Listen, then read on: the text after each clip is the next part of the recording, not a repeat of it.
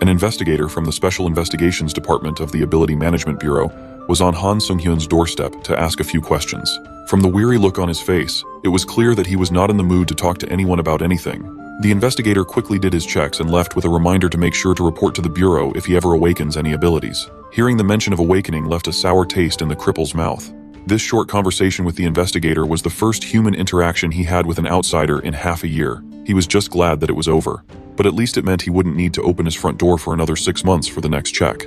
Most of his food supplies had already gone bad and expired. It had been 2 years since he touched grass and went out. I bet some of you could beat that record. Some would say that Han Sung-hyun was pathetic. They might curse him for being so weak-willed. But he was just another victim of this fucked-up world. Walking back to the couch, breaking news about an awakened arsonist committing random crimes before being transported to another world was airing. Those awakened people truly set a fiery emotion in Sung-hyun. One day, humanity began randomly awakening mysterious powers that defied the laws of nature and logic. Once someone awakens an ability, they would be forcibly transported to another world within 24 hours. If they met certain conditions, they would be able to return to Earth. But in reality, only a tiny fraction of awakeners could actually manage to survive and come back. As a result of feeling imminent doom, some unhinged, superpowered people would commit reckless and inhumane crimes before being forcibly transported. 2 years ago, Han Sung-hyun fell victim to one of these random acts of criminal madness. He lost his legs and his family in a blaze of lunacy. Maybe he also lost the courage to ever stand again. He tried his best to recover and rehabilitate his injuries as hard as he could, but it wasn't that simple. He had been keeping up with the routine in hopes of regaining some of his legs' functions to no avail. It felt like a pathetic attempt to take back what he lost from that incident. Han Sung-hyun changed. Now, he sank into terror at the thought of stepping a single foot outside the door. He wondered if something would have changed, if only he had been more courageous. He desperately wanted to escape the prison known as his own home and go anywhere at all. His self-deprecating thoughts were interrupted by the detection of a dimensional inflection point connecting him to the Akasha system. He randomly awakened a unique skill. Never in a million years could he have expected that this turn of events would happen. He was granted the unique skill simply called Avatar, not to be confused with the last Airbender. With the awakening came the 24-hour countdown until the mandatory transfer to another world. Han Sung-hyun was not ready for anything like this at all. Fate must be toying with him. Like an impatient commander, the system expedited the timer. If he didn't enter the transfer zone within the next few minutes, the forced escort feature would be enforced. Panicking, Sung-hyun crawled on the floor as fast as he could. He quickly rummaged through his closet for anything useful. People say that after being transferred, it would take someone at least a year to return to Earth. To make matters worse, time moves 10 times slower in other dimensions. That meant he would have to survive for 10 whole years to be able to return. With his spaghetti legs, could he even survive? Trembling in front of the assigned transfer zone in his living room, only 3 minutes were left for preparation. Sung-hyun packed every outdoor gear he could find in his closet, while fearfully staring at the countdown. He tried to step into the light, but he just couldn't do it. He couldn't even step outside his door before falling apart, and this system was forcing him to enter a different world with no power and skills. Forget about lasting for 10 whole years. He might not even survive for a whole day. Then he remembered the other notification he had just received. He was granted the ability called Avatar, so he shouted the activation at the top of his lungs, hoping that something would save him from this absurd situation. As soon as Sung-hyun opened his eyes, he was met with a perfect copy of his original body. From the appearance, clothes, and even the crutch, they were mirror images of one another. The original Sung-hyun suddenly felt a pang of pain in his brain. He started seeing 2 of his faces, and it must have messed up his head. Still confused about the whole situation, he turned around and looked in the other direction. Sung-hyun realized that he was sharing his vision with the Avatar's eyes. He tried to move the Avatar, but moving a separate body was a lot more nauseating than he thought. Moving both his Avatar and main body was practically impossible. Unfortunately, there wasn't enough time to experiment further as the countdown reached the last minute. Sure, he had an ability, but having a perfect clone of his weak body seemed futile. Of all the abilities out there, he got stuck with something that just highlighted how useless he was. He wondered if some hero could save the day and go to the other world in his stead. Before Sung-hyun could even finish his thought, he realized that he might just have the perfect setup to do just that. So, he willed his avatar to walk forward and step into the transfer zone. And the process kicked off. He concentrated on controlling the clone as much as he could. Finally, the blue light of the transfer zone intensified. Sung-hyun just wanted to throw a Hail Mary and test an insane idea out. But the transfer zone recognized his avatar as him. The avatar was successfully transported to the Auterica dimension. From out of thin air, his clumsily equipped body spawned in the middle of a forest. He looked at his body and the surroundings curiously. We all saw him send the avatar into the zone, yet his consciousness had seemingly tagged along. Fortunately, the system was kind enough to inform him that he could always return to Earth through the return option in the karma shop. Speaking of karma, those things were the main point system that he could collect and accumulate through his adventures. Currently, he has 0 karma, an absolute broke boy. Once again, that stinging pain inside his mind returned. His perception was split between the forest and the living room. His consciousness didn't transfer to the other world. He was just sharing his vision with the avatar. Seeing two different worlds at once could really mess with a person's mind. So in an attempt to curb the head-splitting pain, he canceled his summoning. Suddenly, the clone was deleted, and his perception returned to normal as he fell on his ass. He was still inside his house. He felt sick to his stomach. Surprisingly, he managed to run to the bathroom before throwing his guts up after experiencing multidimensional travel. Looking on the bright side, at least he managed to dodge the urgent transfer crisis. He turned to the side and summoned his avatar once more. Sunghyun wondered just what he was supposed to do with such a useless ability from now on. His pondering was interrupted by a congratulatory message for achieving a great feat, courtesy of the system. He managed to return to Earth on his own without using the karma shop after all. As a special reward, he gained access to a dimensional transfer gate that could be used once a day to move to a previously visited location. On top of that, his karma had greatly increased. And just like that, he became the awakened who returned to Earth in the shortest time ever. Bro accidentally speedran his isekai story by discovering a bug. From 0 karma, the system rewarded him with a mind-melting 1.9 million karmas. He just gained a shit ton of points for simply unsummoning his avatar without doing anything else. That would be roughly 10 years worth of accumulated karma all at once. As far as Sunghyun knew, karma is paid based on the impact one has in other worlds.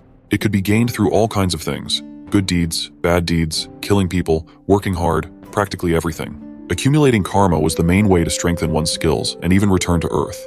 With the sudden windfall of such precious karma, he worried that the system made a mistake and might ask him to return the points. Well, it was not like he cheated or messed up on purpose, so he shouldn't be liable, right? He could easily return to Earth, so the return home item worth 1 million karma was worthless to him. The enhanced status option, on the other hand, was quite eye-catching.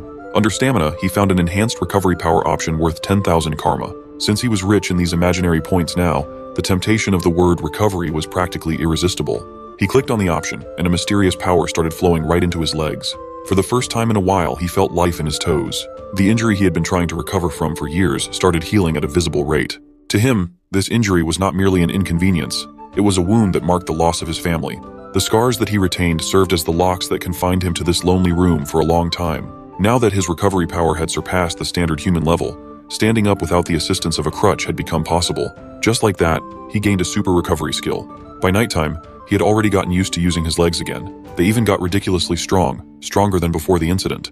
Furthermore, he still had a lot of karma remaining in the bank and a lot of things to spend on. For 300,000 karmas, he could enhance his original skill, which meant upgrading his avatar. Without a hint of hesitation, he purchased the upgrade and wondered what he would be able to do with an enhanced avatar skill. To test out the improvements, he summoned the avatar and admired how manly it looked. Surprisingly, the clone returned the compliment.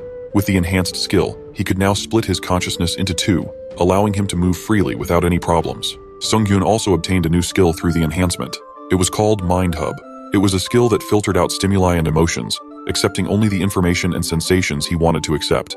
Not only would he be free from dimensional sickness, but his main body could also filter out the pain if his avatar happened to get hurt. He tested it out by punching the clone. With the avatar knocked out on the floor, Sunghyun celebrated the fact that he could continue venturing into other worlds from the comfort of his room. He could control his avatar as though he was playing a very realistic video game. Moreover, he could summon an additional avatar now, pushing his limit to 2. Sunghyun wondered if he could continuously increase the number of his clones as he grew. To make things easier, these avatars were going to need some names. Admittedly, he didn't have the best naming sense in the world, but Han Sunghyun racked his brain for names. He saw some loose trash on the table, an empty coffee cup and a ketchup pouch, and figured it out. From now on, the first avatar with a high mana affinity will be referred to as Hans, named after the coffee shop where he got the cup. As for the second avatar, with decent durability, he was named Heinz, as in Heinz ketchup. Those mana affinity and durability traits weren't bad, but Sunghyun viewed them as duds. With identifications cleared up, maybe it was time to do the long-awaited main quest now. So he sent Hans to the dimensional transfer gate. As for Heinz, he was tasked to just chill and look good on the couch. Han Sunghyun also had a very important quest to fulfill. He cleaned his place and carried out a year's worth of trash. It had been a long time since he tried and failed, but now he might be able to finally step outside. After years of isolation, he finally felt the sun on his skin once more. Unlike before, he did not feel anxious about going out at all. This was in part thanks to the ability to use Mind Hub. While he was out, Hans must have arrived in the other world too. By the time Hans had teleported, it was already nighttime in the forest. Just as he was praying for safe passage, hoping nothing would sneak up on him in the dark, a predatory glint appeared nearby. A huge and ravenous black panther came out of the foliage, its gaze fixed on Hans like it was looking at a delicious dinner meal. The beast pounced forward, and Hans reacted by drawing the blade he had prepared beforehand. He used the blade's scabbard to stop the Black Panther's attack, letting the animal gnaw on steel. The panther's drool slathered all over the scabbard, and it was nasty. As expected of MindHub, Hans did not feel the slightest bit of fear or pain in this intense situation. Just like he thought, it was like playing a very realistic game. With the panther retreating, Hans charged forward with a blade injected with mana. In one stab, the panther's blood spilled on the grassy floor of the quiet forest. He would not have been able to do this if he hadn't kept his composure. This encounter just reminded him of how weak he still was. At this rate, staying in this forest and coming across another monster would be very troublesome. Thankfully, he could see a nearby village down the trail. This small village was situated between the forest and the rocky terrain. The place looked peaceful enough. As soon as he entered the front gates, Hans was warmly welcomed by a kind-looking bald old man who introduced himself as Malcolm, the village chief. Chief Malcolm praised the young man for passing through the monster-infested forest path in the late hours of the night. Hans acted modestly and played along. He also asked permission to stay in the village, even just for the night. The kind chief welcomed him with open arms, saying that they should help each other out. In Chief Malcolm's eyes, Hans's outfit and equipment looked foreign. The young man just downplayed the whole thing. The chief said that coming across outsiders was rare in these parts, and it had been a long time since the last one. So, to celebrate, they should grab a drink at the village tavern. With the help of the kind chief, Hans was provided with an empty room to rest his head. He felt wholly welcomed by the warm-hearted village. It had been a while since he enjoyed being around other people. He even drank. Today was a fun day, but it was time to turn in and rest his eyes. While he was deep in slumber, a stranger sneakily entered the room. Meanwhile, Han Sung-hyun's main body was also celebrating on Earth. A cold glass of beer hit the right spot. He showered, ordered chicken and beer, and watched as his avatar traveled the other world. It was the perfect setup. Sung-hyun felt a little sorry for Heinz, though. While he was chilling, the second avatar had to do health training to utilize his durability trait to the utmost extent. He didn't have plans to dispatch him just yet, but it's good to be prepared in advance. Since the clones were working so hard, it would be up to Sung-hyun to find out more info about the other world. From the comfort of his living room, he would play the role of the perfect commander-in-chief. He was in a fantastic mood until he felt something amiss with Hans. An ominous feeling nagged at the back of his mind as though something bad had just happened. Suddenly, the system informed him that his avatar, Hans, had died. All traits and data would be reset. Hans was just celebrating and drinking with the villagers a few minutes ago, and now he's gone. While Sung-hyun was trying to figure out what the hell happened in the other world, Heinz was busy munching on some chicken. Logic dictates that it must be the old guy, Village Chief Malcolm, behind this duplicitous act. He must have spiked the drinks. Sung-hyun could only blame himself for being too complacent in an unfamiliar place. Surprisingly, he started re-establishing the connection with his supposedly dead avatar. Back in the village, Chief Malcolm expressed his disappointment in the newcomer, whom he thought would be useful. Hans passed through the forest alone in the dark, so this bald head thought he would be talented. Yet here he was, stripped of his flesh, blood, and organs, an undead in the form of an elite skeleton at best. At that moment, the re-established connection allowed Sung-hyun to sense the odd sensation of being nothing but bones. Hans's race had been changed into an undead, and they obtained a special skill called Decomposed Heart. He retained his common and individual traits, but he was no longer human. Becoming undead was quite a shock that he was not expecting at all. However, due to the cleansing effects of the MindHub ability, his mind was not corrupted. Hans looked around, trying to find any clues as to where he was. He turned his head to the side and saw a small battalion of people with rotting flesh and some with no flesh at all lined up neatly. Based on the looks of this bizarre display, it might be possible that some twisted freaks were turning the entire village into undead beings. That was when a man walked into the room, seemingly pissed off. Hans did not dare move a muscle. Well, he didn't have any, so he tried to keep his bones as steady as possible. He remembered the man from the tavern yesterday. This dude was just bored after being confined in this remote mountain area, doing some seriously shady stuff for so long. Maybe the villagers Hans drank and celebrated with were dark magicians. Finally, the man noticed the skeleton sitting in the corner of the room, away from the rest of the undead. Hans tensed up at the man's glare. He was afraid that the fact he could move would be noticed. Thankfully, the man wasn't that sharp. He was just annoyed that he had to do some extra work. So, using an ominous voice, he ordered Hans to move over to the rest of the skeletons. His heart may already be rotten, but he could swear that he almost had a heart attack just then. The voice the man used strangely filled him with a power that beckoned him to move forcefully. It was faint enough that he could ignore the order if he resisted, but playing along and pretending to be under control would be the safest bet for now. The man was just done with his troublesome job and complained about how the old geezer was too meticulous, so he had to constantly check on the room. Finally, he left and slammed the door shut. Hans could not help but feel familiar with that feeling of control. Inside him was a power that was making it possible to make a body made up of bones move. Maybe it was because of the mana affinity trait. With a heightened connection to magic, he quickly figured out the crux of mana. If he could get some practice, it might be possible for him to control the other undead in this room. A week had passed since Hans died and turned into an elite skeleton in a strange village. He had been stuck in the concrete room, working around the schedule of the guards to sneak in some practice.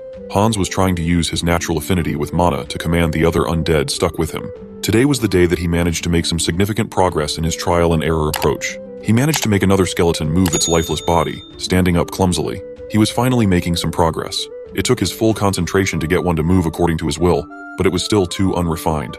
Moreover, he was limited to controlling just one soldier. Maybe this was the limit of a mere elite skeleton. Hans heard a squeak that he had been hearing for the past week. A rat managed to sneak into the locked room, and the vermin was brave enough to skitter near Hans. He immediately grabbed the rodent off the ground, making it squeal. He finally got the rat that had been scratching his heel for the entire week. This fast little thing had been annoying him for a while now. Speaking of small and fast, Hans considered using the rat as an experiment subject instead of his fellow undead humans. He had nothing else better to do, so he might as well give it a try, right? Using his bony finger infused with mana, he killed the little rat in one stab. Its blood from the mortal wound scattered on the floor. With the rat dead, its corpse was now susceptible to the same principle that Hans had been practicing. Suddenly, the little rodent stood up with renewed vitality, as if it hadn't just been stabbed a moment ago. Hans quietly celebrated his successful experiment. He named this undead rat Alfred and let him loose. This was the beginning of Operation Nightwatch. Using the inconspicuous animal, he could gather information by listening in on hushed conversations. Alfred was quite a valuable and effective asset when it came to espionage. Now Hans could have eyes and ears on the outside. The whiny grunt came back to the room, still unsatisfied with his working conditions under the old Chief Geezer.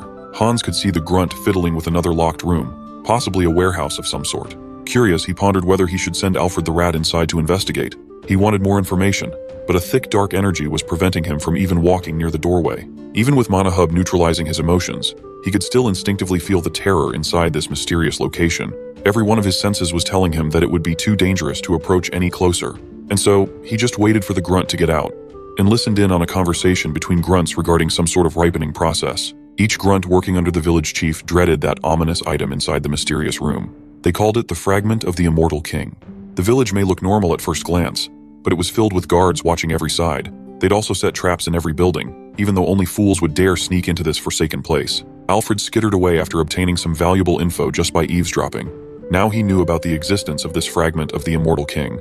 Confident that he could freely go around the village to gather some more info, he wondered where to find the man at the center of this mess, the bald village chief bastard. Unfortunately for Hans, Alfred, the undead rat's second life, is short-lived as he is spotted and killed by someone outside. There was no coming back from this. The culprit used some magical dark blade that spawned directly from the ground to take care of the rat. Of course, it was none other than the village chief himself. He was one vigilant son of a bitch. Even a rat could not escape his detection. Hans worried that he would be caught after this misstep. The chief just found it odd that an undead rat didn't exude the energy of black magic, but its body was strangely filled with dark mana. The bald bastard just chalked it up to the vermin dying of natural causes and transforming into an undead due to dark mana exposure. If that were the case, the investigation would be easy, as there's only one place overflowing with dark mana in this village. As soon as the sinister old man came up to his grunts, they tensed up. When they asked if Jeffy was in charge of the undead warehouse, they tensed up even more. Meanwhile, Hans was mourning Alfred's loss. Although it might have been short-lived, he really liked that rat, and he promised to take revenge on behalf of the little guy. Wherever Alfred's spirit might be, he better watch what Hans had in store for the bastards that put him in his current predicament. By sunrise, Jeffy the Grunt kicked the door of the undead warehouse open, visibly pissed for getting chewed out by his boss for letting a rat crawl in and sneak out of the room. Jeffy wanted to vent his frustrations on the undead, who listened and obeyed his orders. He looked at them as worthless, foolish things, incapable of forming thoughts or moving on their own. Jeffy, the Grunt, was so infuriated and irritated that he socked one of the rotting fleshy zombies right in the jaw for being too slow. Punching something right in the face definitely made the pathetic Grunt feel like a big man. He lifted the zombie's head by the hair to examine its face. Jeffy remembered this rotten zombie from back when he was still human. It was a family man who dared to rebel against the dark magicians to protect his family from a horrific fate and failed. Jeffy, the Grunt, dared the zombie to talk back now. Even if he hadn't been turned into a mindless zombie, he wouldn't be able to do so. Jeffy plucked this guy's tongue out before killing him after all. Finally, he lost interest in the poor undead after venting his anger and frustration. Jeffy missed the days of fun when all they did was hunt down every single person in the village for their mission. He thinks that turning the rebellious zombie's wife into an undead and putting them in the same locked room is a favor. The dark magicians never spared anyone, even young children. At that moment, the zombie stood up from the ground and pounced at Jeffy's shoulder, promising to take a big bite. Its bite was sudden and forceful, tearing through the Grunt's flesh, making him bleed, panic, and stumble. He tried his hardest to wrestle back control using the voice to order the zombie, but it was not working. Since the orders didn't stop the zombie from acting out of line, Jeffy busted out his offensive magic spell. Before he could finish casting, the zombie's undead wife also moved, grabbed, and shut Jeffy's stupid ass up, canceling the spell cast. He turned to see the rest of the undead that he was tasked to oversee bum-rushing him down with a vengeance. Jeffy the bastard suffered a painful series of attacks at the hands of the people that he killed and enslaved. Of course, the culprit was the elite skeleton situated at the back of the room. This was just the beginning of Hans's revenge. At the village entrance, a young man was hassling the guards to let him in, as he was allegedly looking for his brother inside, despite the guards' resistance. They refused to let an outsider in so carelessly, and the young man kept requesting to at least see the village chief. Finally, Chief Malcolm came to the gates to see what the commotion was all about. He introduced himself to the young man, and the guards fearfully made way. The old bald bastard was shocked to see the boy's face. It was a young man with an identical face to Hans. It was Heinz, pretending to be Hans's twin brother. Having two bodies to pull off plans like this was really handy. Thanks to Heinz distracting the old man away from the mysterious warehouse, Hans managed to sneak in where the fragment of the Immortal King was housed. This little dark purple fragment was no joke. The overwhelming power it emitted was palpable. It was absorbing the dark energy from the undead battalion he came with. No, it felt more like a mutual resonance rather than absorption. However, the undead beings stationed in this room looked insanely strong, much stronger than the room he was stuck in. Those guys must be the rejects. It pissed Hans off that he was classified as one of those rejects. He didn't even qualify to be trapped in this more important room. Acting out of his hurt pride, he grabbed the fragment and shoved it right into his empty chest. The overwhelming power of darkness exploded inside his ribcage. While this was happening, Heinz was trying his best to buy as much time as possible, keeping Chief Malcolm busy with his cheerful demeanor. He insisted that twins have a secret connection that would always pinpoint the location of one another. Malcolm continued playing along, acting like the benevolent leader. That was until he felt the energy disturbance inside the most important room in this entire village. Heinz and the guards noticed it too. Something was happening with the fragment. Chief Malcolm dropped all pretenses and raced off to the warehouse in his monstrous form as he ordered his guards to kill Heinz. Immediately, the two guards turned their spears against the young man. At least they tried to. Heinz was already out of there. He vanished into thin air. In the warehouse, Hans's mind was filled with immutable thoughts of despair, anguish, and every known negative human emotion all at once. Even though his mind was trying to keep up with the help of the Mind Hub, the intensity and pain were still too much to bear. Now that he was being subjected to the fragment's mental torture, he reckoned that there was not one person who could withstand this experience with their sanity intact. With one final explosion of dark energy, the entire room almost collapsed. The system notified him that he had met the conditions for evolution. Hans walked out of that tribulation as an immortal mage, a Demolic. After absorbing 1 out of 3 existing fragments of the Immortal King, the latent dark magic had assimilated into his body. With this evolution, he gained the special skill of evil wisdom, granting an absolute understanding and talent in dark magic. Clueless as to what was happening, another grunt was cursing Jeffy for getting him saddled with more work, just because of a loose rat. His boredom was interrupted by a loud and angry mental message from the master. He reported that nothing was wrong with his post, but a disaster was already brewing with the fragment at the center of it all. The grunt tried to call on Jeffy so they could check out the commotion together, but he did not get an answer. When he got close to the door to take a closer look at what happened to his co-worker, the poor grunt was mobbed by the undead inside.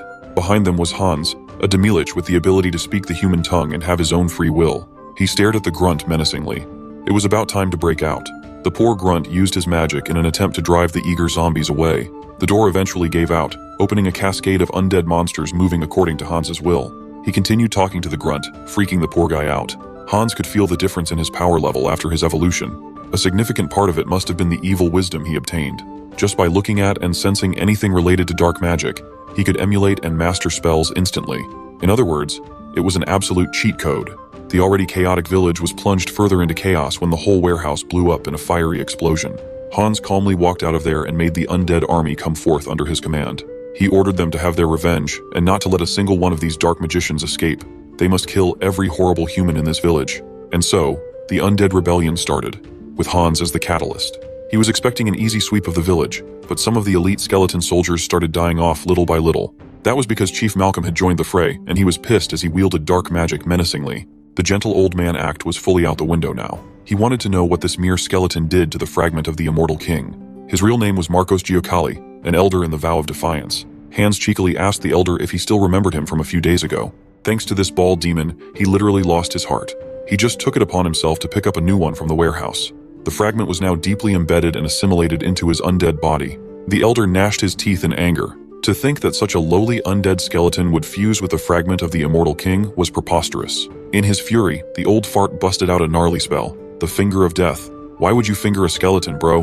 The swirling spell made of pure dark magic homed in on Hans. It moved too fast, and he did not have enough time to dodge out of the way.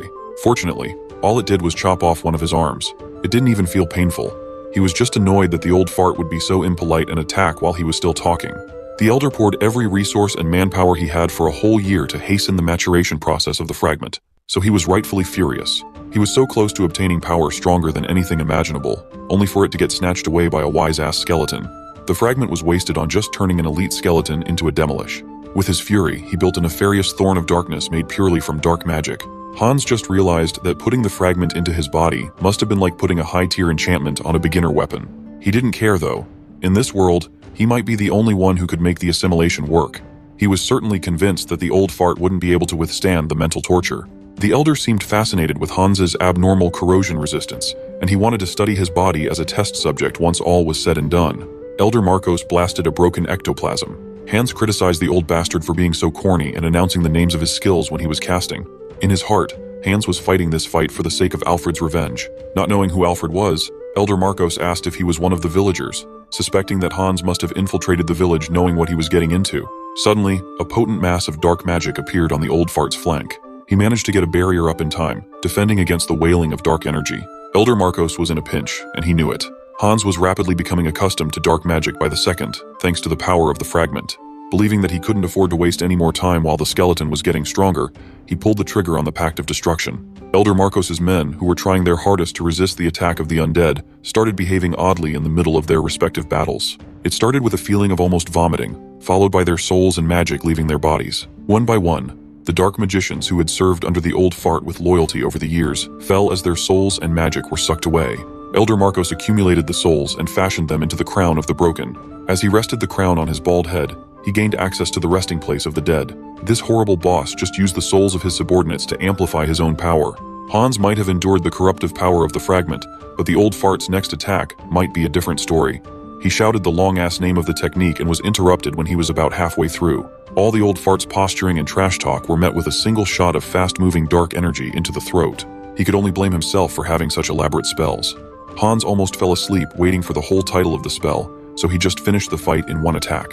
Anyway, thanks to Elder Marcos's display of skills, Hans learned a ton about dark magic quickly. To die such a stupid death was the Elder's final punishment. His life's work, everything that he dreamed of, everything was rendered useless in the hands of a strange skeleton. As the old fart breathed his last breath, Hans looked to the heavens, believing that Alfred the Rat was watching from above. He was probably at peace now that justice was served. Rest in peace, sweet prince. We all hope you get plenty of cheese in heaven. As the war in the remote village wrapped up, a commotion erupted in a faraway kingdom. Inside a sprawling church, a woman of the cloth prayed to her god. As if it were a divine revelation, she became cognizant of what was happening in that faraway village. She immediately sought out Bishop Martin for guidance. This young woman was widely known in the land as Saint Restar, and she needed to address the whole congregation as soon as possible. She had detected a sign of the immortal king's resurrection from the west of the kingdom. Knowing the seriousness of the matter, Bishop Martin hurried to call every relevant member of the church to convene for an urgent meeting. The resurrection of the monster who had plunged the continent into fear hundreds of years ago would be a catastrophe of untold proportions. Saint Restar refused to allow something like that to happen under her watch. Hans walked around the aftermath of the battle and assessed the damage to his undead forces. He had a few hundred under his control, but they were almost wiped out. But the good thing about undead troops was you could always just make new ones and replenish your losses. It's part of the fun of being a necromancer. For now, he really needed to take care of his missing arm first. So, he walked around the battlefield to find a suitable solution. He didn't have to go far until he found a pretty good fit from a fallen skeleton. Hans then activated Super Recovery, enhanced by his deepened understanding of dark magic. It only took 2 seconds to regain his lost limb. Now it's time to raise a new army. He targeted the soulless corpses of the dark magicians littered on the streets to be his new subordinates. Evil wisdom also came with the guiding whispers of the abyss. The fragment of the immortal king was basically lending him the knowledge and power he needed. To create an effective undead soldier, one must contaminate the remaining magic power in the body and scrape away the fragments of consciousness. It was going well at first, but he must have lost concentration in the home stretch, which resulted in the shattering of the undead soldier. Hans thought he did everything right, but this process might be harder than he initially thought. Nevertheless, he managed to raise a new army after a few hours. After a few tries of trial and error, he started getting the hang of it and increased his success rate drastically. Now, he needed to figure out what to do with the corpse of Elder Marcos. Maybe he could turn the dead old fart into an undead with an intact soul so he could extract some information. That would have been the best case scenario, but it might not be possible. Upon closer inspection, it turned out that the Elder of Vow of Defiance did not have a soul. His soul must have been artificially extracted through the magic circle placed on top of his heart. It's highly likely that it was done as some form of security measure from his organization. Since they could carry out an operation this big, it's only natural that they have some insurance. Still, he could just turn the corpse into another soulless undead. This way, he could gain a top-tier undead with both self-awareness and good fighting skills. Just like what he did with the dozens upon dozens of troops, he contaminated the remaining magic power in the old man's body. He gathered the bastard's remaining thoughts and planted a new ego. The result was an undead with the Death Wizard title. The energy swirling around him was a lot thicker than normal dark magicians. What's more impressive is that he retained his white beard. Hans wasn't expecting the Death Wizard to be capable of speech, so it was a pleasant surprise. He decided to retain the old fart's fake name, Malcolm. This way, he could abuse the horrible man even after death. Malcolm might have lost the memories of his past life, but that does not erase the crimes and atrocities he committed. He'd be Hans's punching bag from now on. When his name was called, Malcolm seemed to feel fear for his new master. Hans eyed the old fart's spellcasting cane, and the poor Death Wizard trembled in horror. Hans just gained a new decent weapon. He stood before the pile of bones that belonged to the undead villagers. Among them was the zombie villager abused by the grunts. This was the guy that helped him kill Jeffy.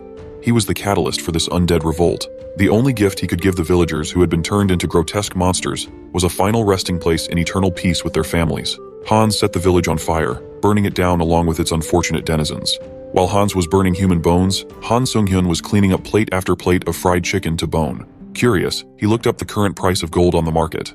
The village was occupied by warlocks and dark magicians, and they hoarded gold and treasures like crazy. Now, all of it belonged to him.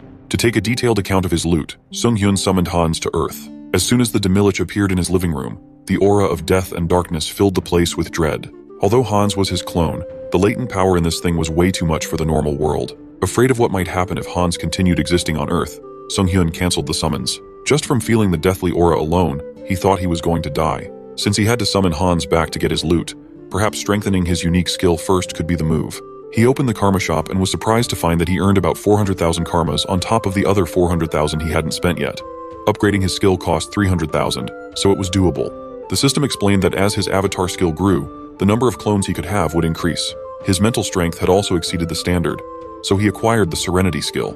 This would prevent his mind from being swayed by external factors and mental attacks. Now that he could handle summoning Hans for extended periods of time, he could finally take inventory of the treasures he gained. Seeing how he still felt fine while working beside his Demilich clone, Serenity must be the stronger version of Mind Hub as it applied to Sung-hyun's main body too. It seemed like he was always granted the skills he needed when he needed them. For now, it's time to sell the gold and cash out the fruits of his labor. He brought bags upon bags filled to the brim with shimmering gold in front of experts, and simply tasked them to deposit the cash into his account. By the time he exited the establishment, the whole store was treating him like their most valuable patron. In case of unforeseen events, he also hid Hans in his shadow using dark magic. He even made his Demilich clone wear a mask in case he had to summon him in front of other people. Just as he was thinking about his newfound wealth obtained without any problems, the store exploded. A beast came out of the explosion, laughing maniacally. Two robbers, one that looked like a werewolf and one that looked like your run-of-the-mill thief, quickly stole the newly deposited bags of gold. They were not expecting to have such a good harvest in such a remote place, but they still needed to run and escape. The man-thief rode the werewolf, and they darted off into the streets with unbelievable speed. These two were supervillains. They are awakened people who commit crimes using their abilities. Opposed to them are the guardians who protect the citizens. Seeing the two villains running off to God knows where Sung-hyun was stunned. He remembered that traumatic day when he lost everything. He was knocked back into reality when the werewolf smacked him out of the way while they continued to run. The guardians would probably track these villains down. Han Sung-hyun thought that he had changed. But even after all his new experiences, he was still the same dude who freezes in the face of adversity. The thieves might really get away with it. Since the guardians take about 3 minutes to respond to crimes, the criminals have plenty of time to hide themselves. All the two needed to do was join someone called Portal, and this would be a perfect crime. The girl named Portal, whom they were supposed to meet at a getaway point, was lying on the floor, motionless. The two thieves tried to wake her up to no avail, and in the dark corners of the getaway point stood a skeleton.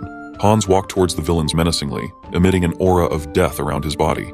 The thieves immediately got the vibe that this stranger was not a guardian. Han Sung-hyun admitted that he couldn't do anything by himself at the moment, but the immortal mage Demilich named Hans definitely could.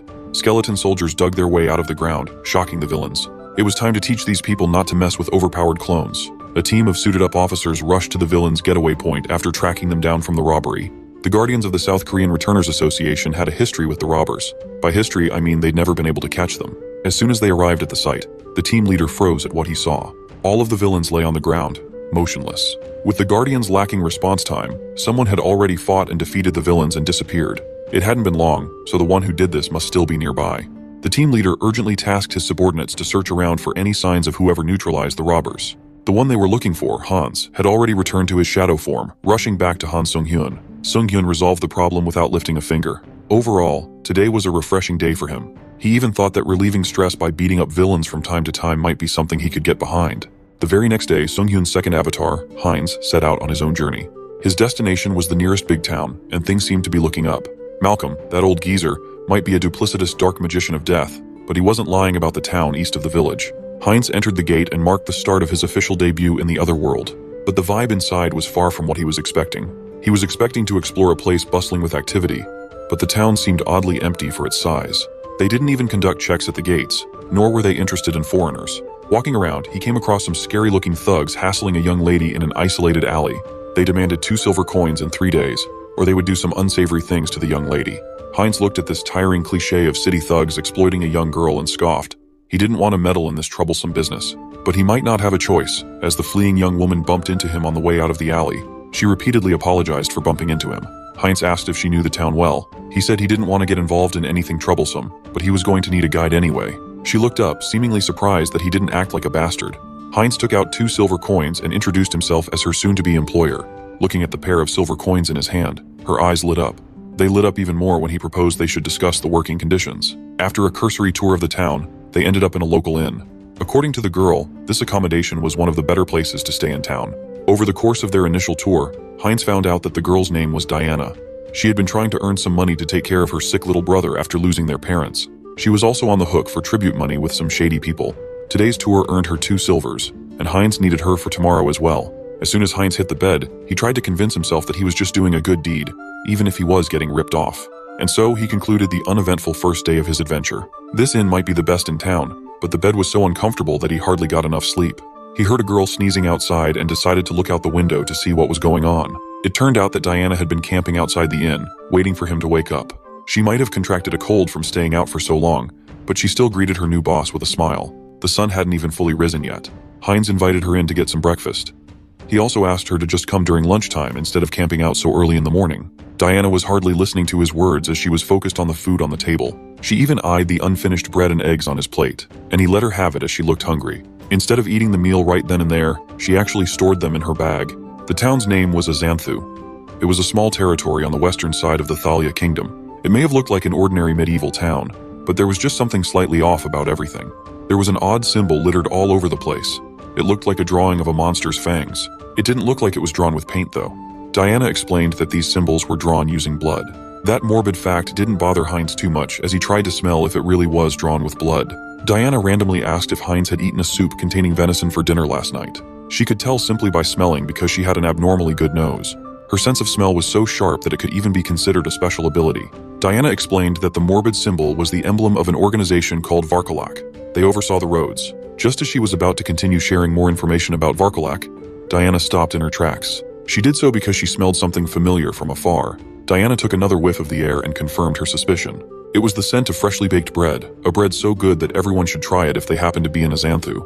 They had just eaten a moment ago, and this young lady was already hunting for the next food spot. If they hadn't rushed off to the bakery at that time, she would have smelled something entirely different wafting in the air.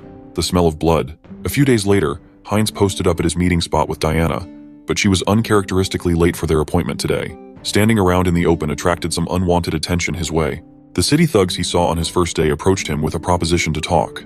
He couldn't be bothered to waste time with these low lives, so he took out a few silver coins to pay them off and get them off his back. Heinz even acted as though he was donating some silver coins to help keep public order, which the city thugs liked. Heinz had already prepared some funds for this type of thing. On the neck of the bald thug was a tattoo of the same symbol littered all over the walls around town. Diana had also warned him not to linger near the back alleys and even advised him to leave the city as soon as possible. The fear she had for the thugs of Varkolak ran deep.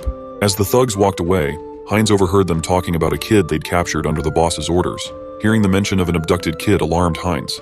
His mind immediately jumped to the worst-case scenario, thinking they had kidnapped Diana.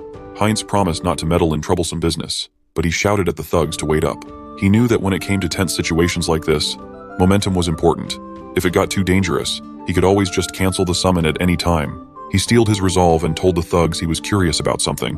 At that moment, Diana showed up, proving his assumption wrong. And now, he had 2 pissed-off thugs on his ass. They confronted him about his curiosity, their tone veiled with threats. Not wanting to get in trouble with the Varkalak, he offered to give them even more silver coins for the inconvenience. The thugs took advantage of the situation and cleaned his coin pouch out. They took everything. He couldn't help but be irritated at Diana for being late and making him worry. As punishment, she wouldn't be having any free food today. Diana just started tearing up. She was late because her little brother had suddenly disappeared. The little boy had already recovered from his illness and became healthy again thanks to all the food Heinz had given the siblings for free. Now he was gone, and Diana didn't know what to do. Heinz immediately connected the dots. Those Varkalak thugs had just been talking about abducting a kid. It was highly likely they were the culprits. When he asked Diana if Varkalak might be involved, a look of utter terror spread across her face. She started screaming in anguish at the thought of her little brother falling into the hands of Varkalak. Heinz assured her that if those people demanded a ransom, he would shell out the cash. But Diana knew that if they were really the ones behind her little brother's disappearance, Aaron would die. What those criminals wanted wasn't money, but blood. Heinz asked why that would be the case, and Diana finally explained the open secret regarding this town. Azanthu might look like a normal town at first glance, but this place was nothing but a giant food storage for vampires. Speaking of vampires, the monster of the night had just finished feasting on blood. He could smell the pungent scent of dark mana nearby. He wondered if there was an internal conflict involving the fragment of the immortal king. It was a shame he would have to move to harvest a fruit he had been waiting to mature so soon. The vampire of Azanthu, a handsome man with crimson red eyes, sharp fangs, and pale hair and skin, had set his eyes on another. I think you kinda like this video, so just subscribe and like.